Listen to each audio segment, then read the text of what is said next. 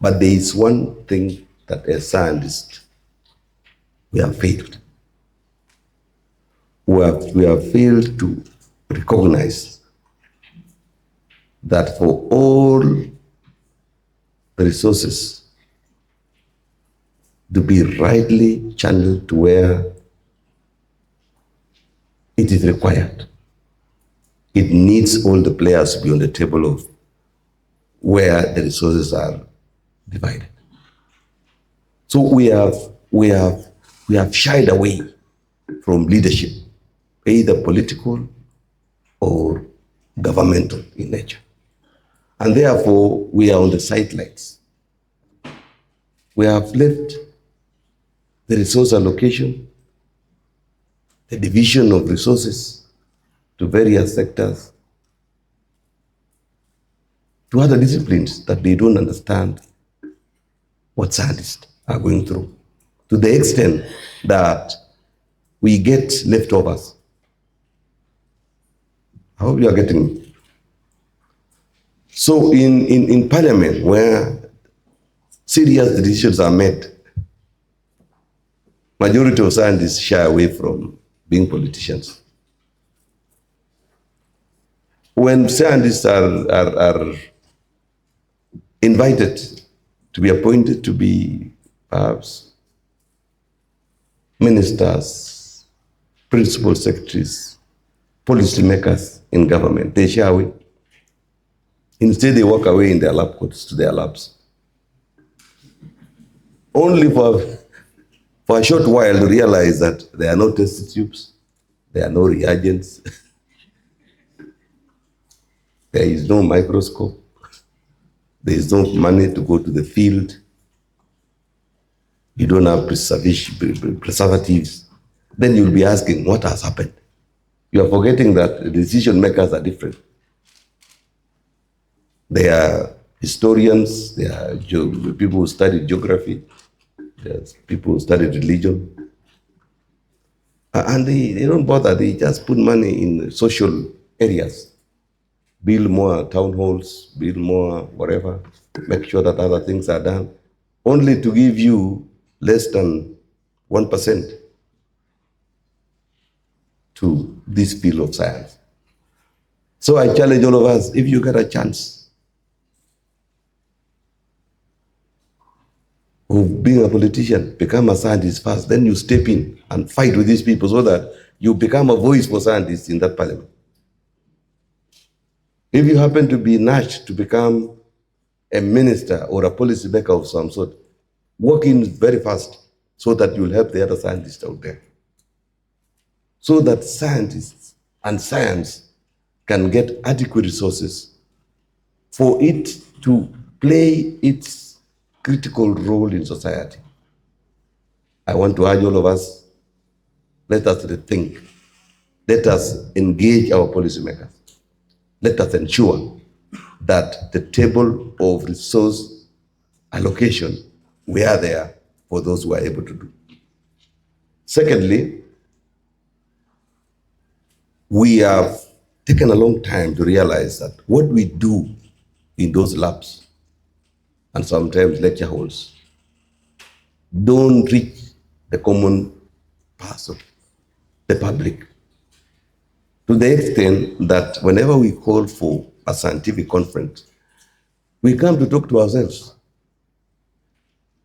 We get somebody from Canada, somebody from same field, related area, from Argentina, from Thailand. We come and talk to ourselves, we finalize, we clap, and we go. People don't know what we are doing. They don't even understand. They don't get to know what is happening. They don't know the discoveries of last year. They don't know the findings. They don't know even the projects that are going on. We need to go out. We need to start having as many symposia as possible. We need to have as many conferences as possible. We need to be inviting policymakers, politicians, decision makers in critical government institutions, leaders of industry, captains of industry, top businessmen. We invite them to come and listen and get to know what we are doing, so that wherever they are, whatever influence they have, they can use their influence in favor of our field, so that we cut enough resources, we get buy-in from the public, we get to connect the public that we are working tirelessly for in terms of, researching, coming up with solutions for various issues, connecting them with what we are doing, not to wait until your discovery is taken up by some industry, they convert it into a commercial product, and that is when now the public gets it. They don't know where it came from, they don't know who did it, and they don't know how it came about. We need to have a conversation as scientists, so that the public knows that as much as you need to put more money in roads, energy, and water, we need to put more money in research and research institutions. This year's conference theme of innovations in wildlife science and practice for sustainable biodiversity conservation and socioeconomic development is in line with the bottom-up economic transformation agenda that emphasizes inclusive economic growth, equitable income distribution, enhanced social security, and increased foreign exchange earnings from our wildlife resources that are pillars that are central to Kenya's journey towards shared prosperity. In this spirit, this year's conference brings together researchers, professionals, managers, policymakers, and stakeholders under one roof. It is a rare opportunity to exchange ideas, tackle emerging issues, and shape evidence-based solutions that will guide the future of our life conservation. Distinguished scientists, esteemed colleagues, and fellow champions of our planet's wild heritage, it is a profound honor to stand before you today. You are the vanguard of global effort, the minds that illuminate the intricate web of life, and the hands that build the framework for its preservation.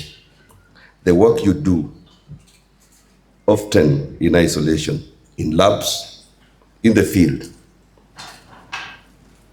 and in the quiet of your studies, is the bedrock upon which all conservation action rests. We meet at a critical juncture. The data is clear, and it is sobering. We are in the midst of a biodiversity crisis of unprecedented scale, driven by habitat loss, climate change, pollution, and unsustainable exploitation. Yet, while the challenges are immense, so too are the opportunities that lie before us, fueled by your innovation and unwavering dedication. This conference is not just a gathering. It is a vital exchange of knowledge and a reaffirmation of our shared purpose. Let us reflect on a few key themes that are shaping the future of our field. The first one is the interconnectedness of crisis. For too long, we have treated biodiversity loss and climate change as separate problems. But your research has shown us there are two sides of the same coin. The loss of a forest is not just a loss of species, it is a loss of a carbon sink.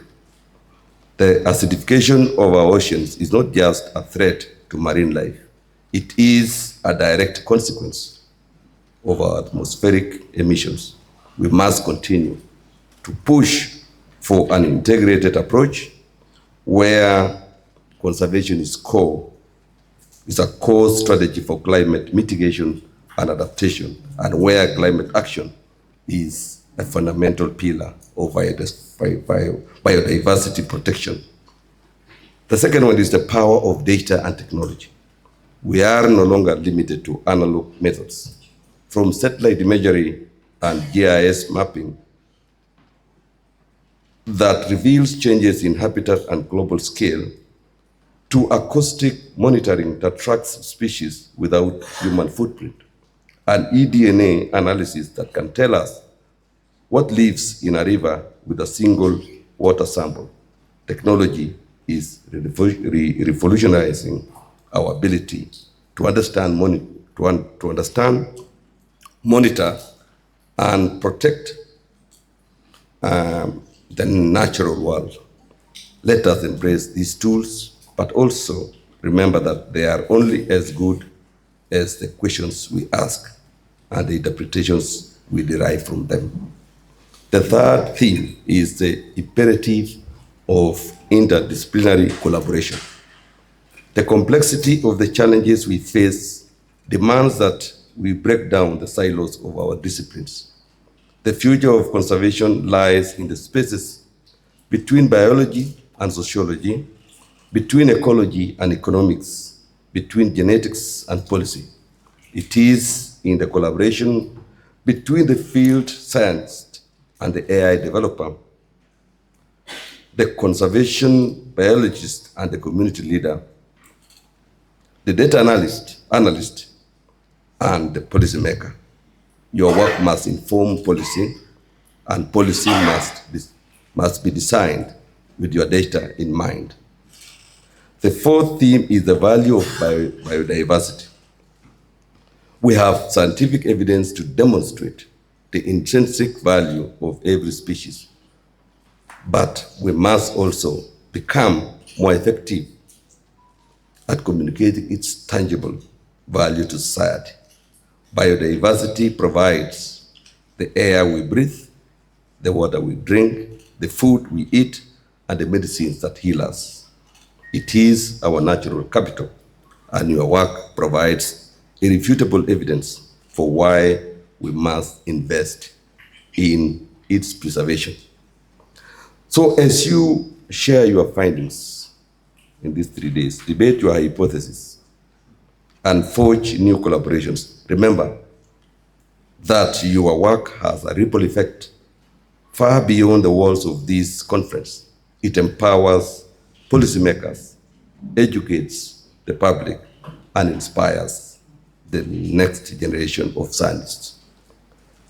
Let us leave this conference not just with new data and new connections, but with a renewed sense of urgency and fortified resolve. The world is looking to us for solutions, and it is your research, your expertise, and your passion that will light the way forward. As you deliberate over the next 3 days, remember, as I have said, that your work transcends academic achievements. It shapes the future of Africa's wildlife heritage and the livelihoods of millions who depend on healthy ecosystems. The innovations you discuss, the partnerships you forge, and the research directions you establish will influence conservation outcomes for generations. Kenya stands ready to support the implementation of the breakthrough solutions that will emerge from this conference. Together, we will ensure that wildlife science translates into tangible conservation success and sustainable development that benefits both people and wildlife. As I study, I'm an entomologist, a trained entomologist.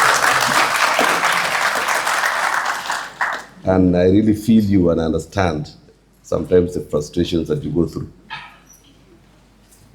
Because sometimes your findings, though revolutionary, people don't understand. Sometimes they don't connect with it. Sometimes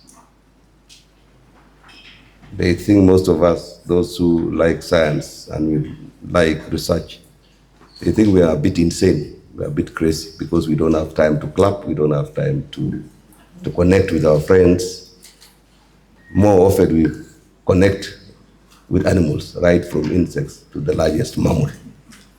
And sometimes we lose track of, fellowship and how to behave amongst humankind. Treat scientists well when it comes to policy decisions like budgeting.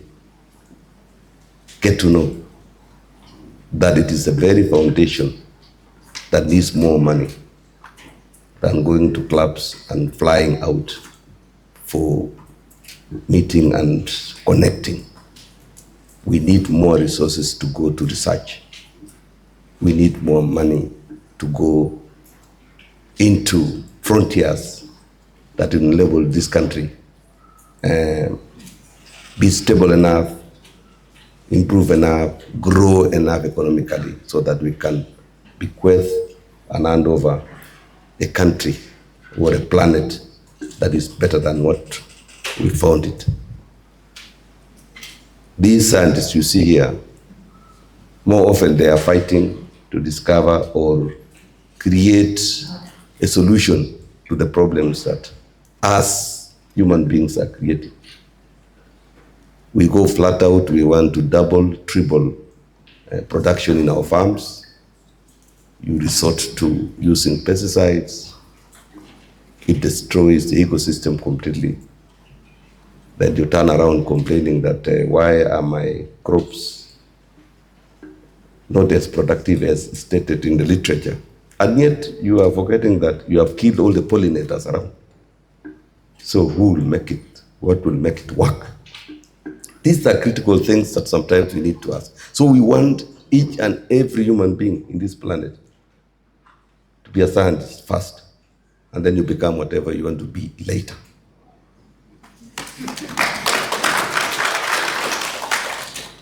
So that you understand that when God created this world, for those who believe in creation, He created a balance, an ecosystem that was self-sustaining, self-cleaning, self-regenerating, and put in all the resources that we require for the rest of our lives. But it is us who are in a hurry to accumulate more and more. Our imagination of being innovative is what destroys this world. Let us refer to these scientists or to their findings and their discoveries whenever you are making decisions, whether policy or administrative.